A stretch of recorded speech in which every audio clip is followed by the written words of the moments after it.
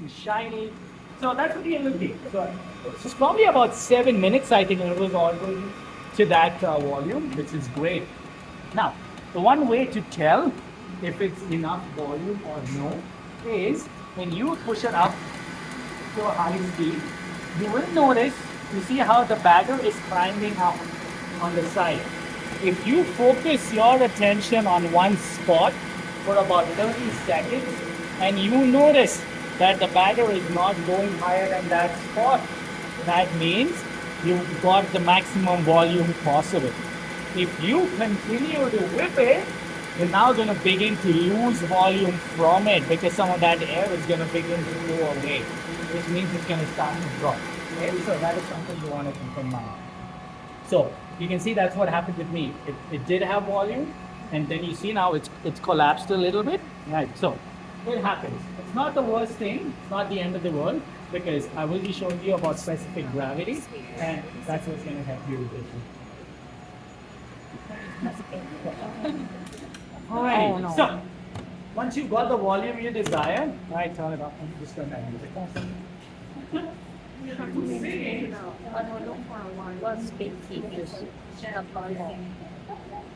Four, right?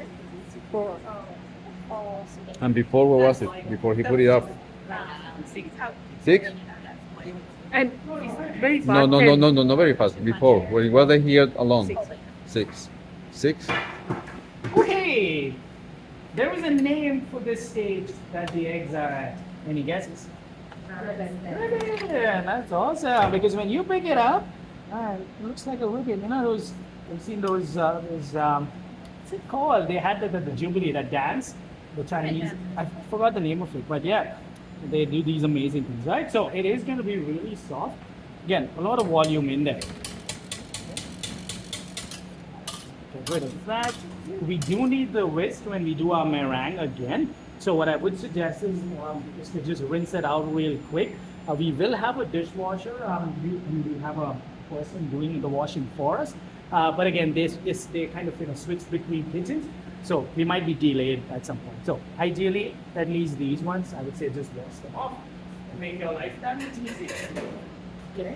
So I'm gonna leave that aside for a second. I'm gonna work with the flour. So that's my 100 grams of all-purpose flour. Anytime you do cakes, right, you always want to make sure you sift your flour. Right?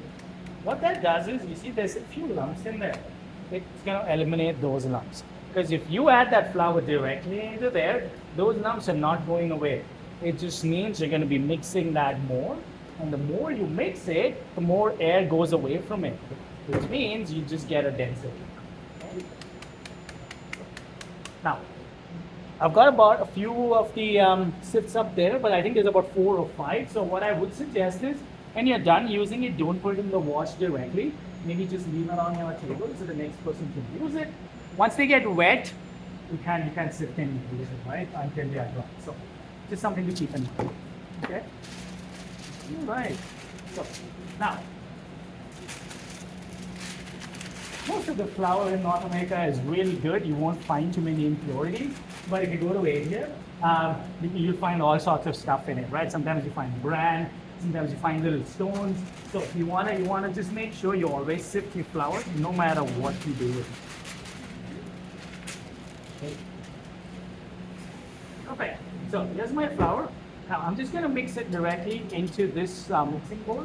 You don't really need to transfer it again. So this can be used.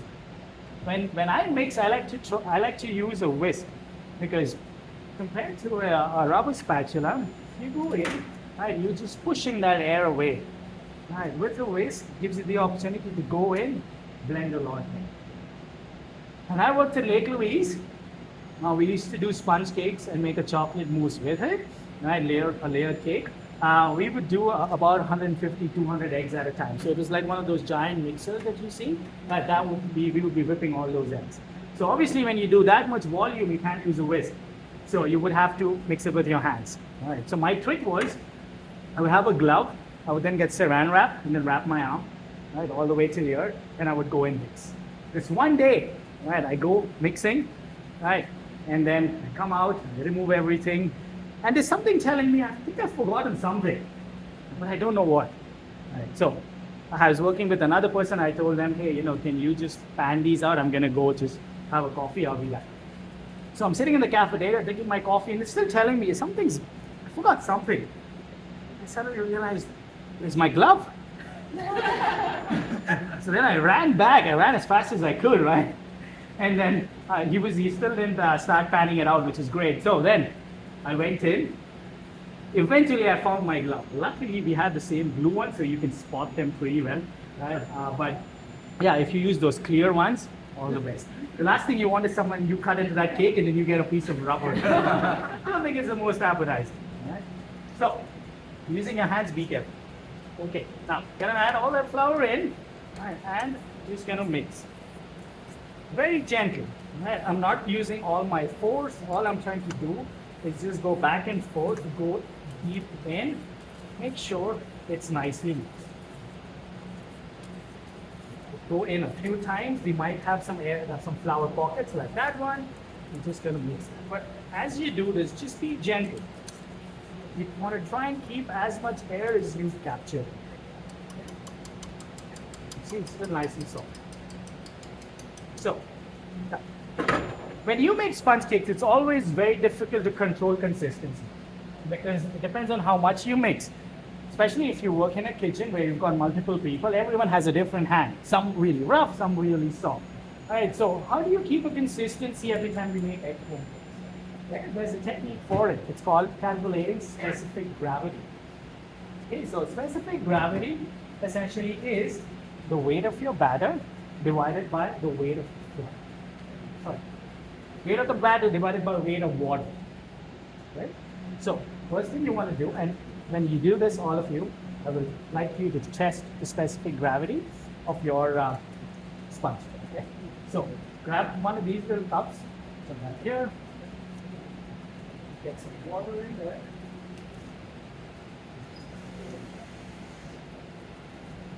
You're going to fill it all the way up. Go as much as you can till it's so that's 55 grams. Right back there.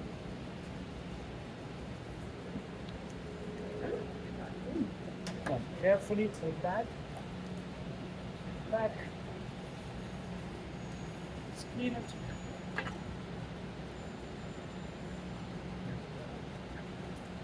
Can we take some of that batter?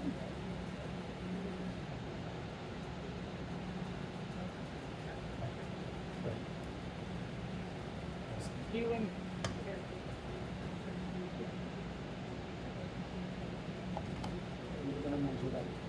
Okay, so look at that, 10 grams. That's easy. Yeah, so 10 grams. So, the formula is weight of the batter divided by weight of water. Okay? Can someone pull up the calculator, do the math for me really quick? 10 divided by 55, what do you get? 0.18. I don't know. Are you just making it up? No, I'm calculating, but how much? Yeah, 0.18. Yeah, I got it. Man, you're like a human calculator. Almost. So 0.18. 18. Right. So what this means is your batter, right, is just weighing 18% of the weight of water. Which means if you do 100 minus 18, which is what, 72? 82. 82. Oui. Okay, sorry, my math is terrible today. It's okay, I'm here. 82, which means there's 82% air in that right now. Which is really good. That's a lot of air. Okay? When you do, and if you look on that screen there, it gives you some industry standards for specific gravity. For a sponge, the specific gravity needs to be between 0.4 to 0.5, which means this number should be 0.4. What that means is right now I have too much air in there. So how do I get rid of some of that air? I just mix it. Okay? So I'm going to change this. My catching is awesome today. My math is terrible. My catching is awesome. Yeah? Little victories. Okay? So I'm going to take that. Just going to mix it a couple times. Not too much again, right? You still want to get some air in it. And we're going to do that again.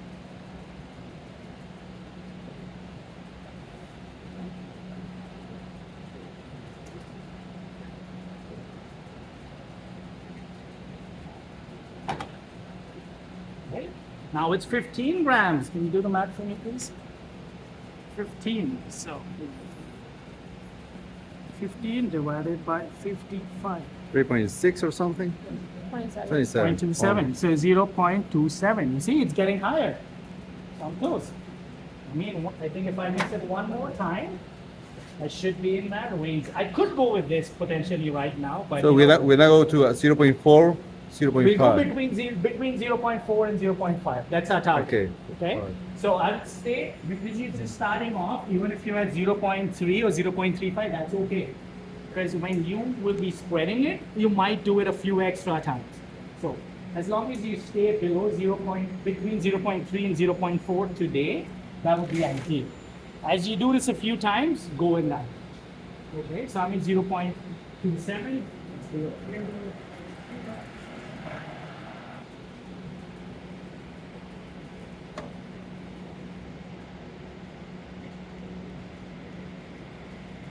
Because my weighing scale is 50. Let me get another scale. My weighing scale is a 5-gram increment, so that's why it doesn't give me minute. But you need Yeah. there you go. Yeah, so now I'm at 19. We need 25. We need 25. Yeah. That's where we want to be. What Yeah. are we at with 19? What's the number with 19? 19 is gonna be 34. Yeah. I'm just gonna go with that, because I will play around with it a little bit when I'm trying this.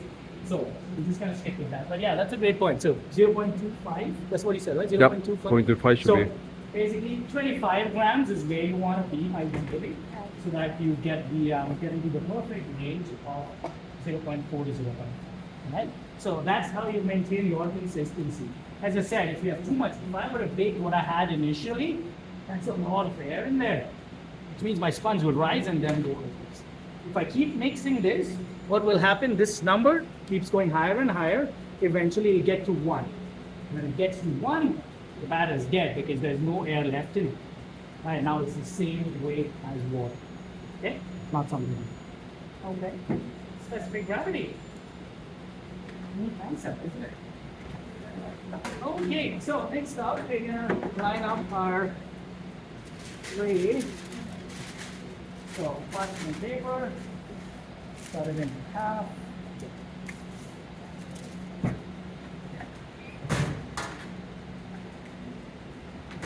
Bread knife.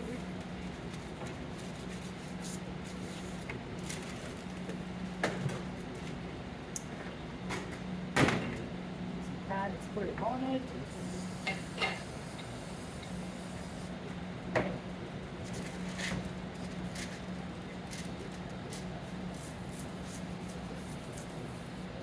Then we're good to go. So you see, there's still air in it. You can see it, right? It's not feeling like, a pancake batter that's, just running out. It does still feel nice and soft, which is great. That's how we want it to be. Whenever you do egg foam cakes, speed is of vital importance, right? Because if you take your time doing this process, the more the batter sits out, the more volume you lose out of it. So something you want to avoid, right? Yes, this is the demo, so I'm going to take a little bit longer. But if I were doing this with a more production concept in mind, I would go a little bit. Okay, then use your offset, and you're just gonna gradually. What I like to do, and again, you're gonna have your own little method, own little trick. Totally fine with that. What I like to do is when you start from the center. I like to go up to both the corners. Then I just come towards the middle, and I work that part. Okay. Then I turn it around. Still have batter there. I'm gonna go once on this side, once on this side. So, gone all around. I'm gonna turn it so that it's facing me. Lengthwise, do the same thing again. So on. And just gradually make your way down. Then I'm being really gentle with the sponge as I'm doing that. Turn it, and just gonna finish it. Every little bit of batter is crucial. That's what your sponge should look like. Right. So some things that could go wrong at this point. If you find that when you spread it, your batter is really thin, that's probably because you overmixed it. All your air is out, right? I think I might be able to test how high it gets.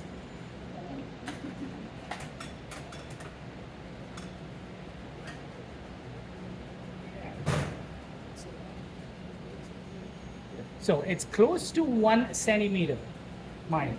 Now, for me personally, I think that's a little lower than what I would have loved.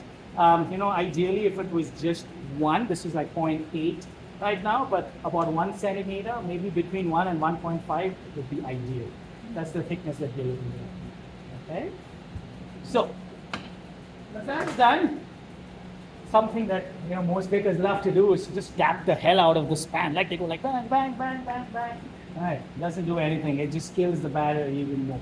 So if you really want to, one is enough. Just to level it up. As you see, some air pockets exploding.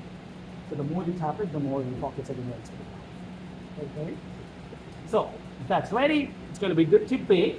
What I would suggest is maybe as you guys are working on it, just kind of time it with the people on your table, just so we can load more than one sheet tray in the oven at a time. It's going to take about 10 minutes, but I'll give you a more accurate time once this comes out. Okay? Never ever do you want to make your sponge and let it sit outside for 20-30 minutes or try and bake it the next day, because the air is just going to keep escaping and then eventually you won't have anything left. So keep with egg foam cakes. Don't fold too much. Once it's ready, bake it as soon as possible. Okay? Questions? I saw your surface is not very flat, and it won't affect the appearance. No, it won't. So it does look that way because I didn't want to work on it too much. So some of that right now is just air floating in there. As it's baking, that air is going to heat and it's going to escape. So don't worry about getting it like super smooth. What you could do is, if you wanted to make sure it's even all across, is if you take a ruler and just measure it in 2 different spots. Right? So that will also give you an idea. Right, so it's more or less, this side is a little lesser compared to these two sides, but I'm not too concerned about it, because what would be worse is if you kept playing with that and then eventually you've got a very thin cake line. So I'd be happy with a uneven cake compared to a dense cake. Okay. Perfect. Awesome. All right. Have fun with it, folks. Call me over if